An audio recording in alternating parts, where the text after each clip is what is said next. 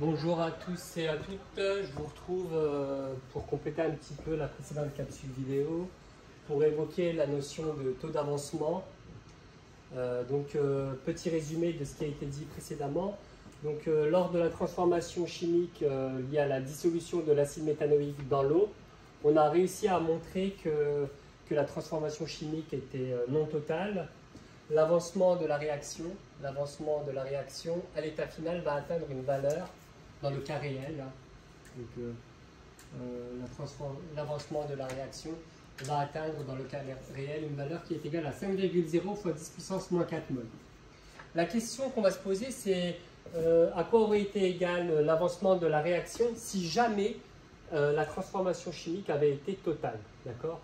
Donc pour l'hypothèse transformation chimique, enfin pour étudier cette hypothèse-là, donc si jamais cette transformation chimique avait été totale, il faut s'intéresser justement à cette ligne-là qui a été ajoutée, correspondant à un état final si la transformation chimique avait été totale. Donc pour trouver l'avancement de la réaction dans ce cas-là, c'est la valeur de Xmax.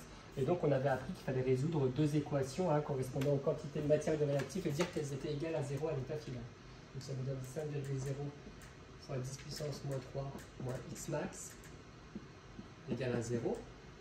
Ce qui donne Xmax égale 5,0 fois 10 puissance moins 3 mol. Et puis là, la deuxième équation, on ne peut pas trop la résoudre. Xc égale à 0, mais bon, c'est le solvant. Donc là, il n'y a pas forcément d'équation à résoudre.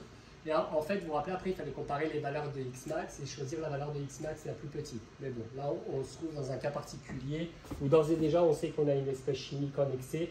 Et donc, forcément, notre espèce chimique est réactif limitant. Donc, voilà la valeur de Xmax.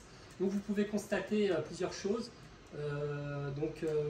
Dans le cas réel, l'avancement de la réaction XF a atteint une valeur qui est plus petite que l'avancement maximal.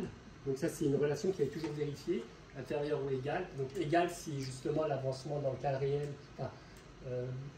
l'égalité a lieu uniquement si la transformation réelle est justement totale. Donc, XF, la valeur de XF plus petite que la valeur de Xmax. Et on peut aussi quantifier. Donc on a montré que la transformation chimique dans le cas réel n'était pas totale. Donc on a montré que la transformation chimique dans le cas réel n'était pas totale. Mais est-ce qu'elle s'approche quand même d'une réaction chimique totale? Donc pour cela, il faut comparer la valeur donc, de XF et de Xmax.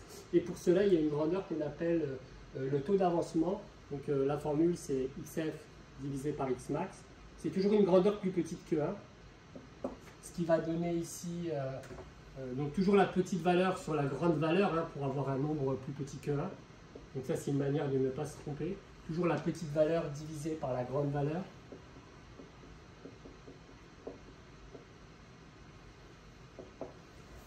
Et donc là, on trouve 5 et 5, ça s'en va. 10 moins 4, 10, 3.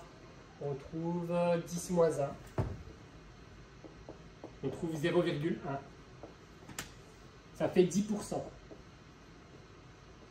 Donc le taux d'avancement est de 10%. Donc la transformation chimique est non totale.